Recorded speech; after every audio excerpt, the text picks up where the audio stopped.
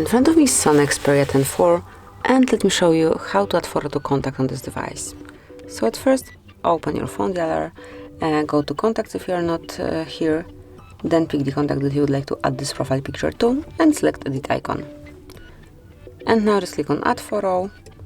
You can either take a photo if someone is staying right in front of you, or you can choose something from your gallery.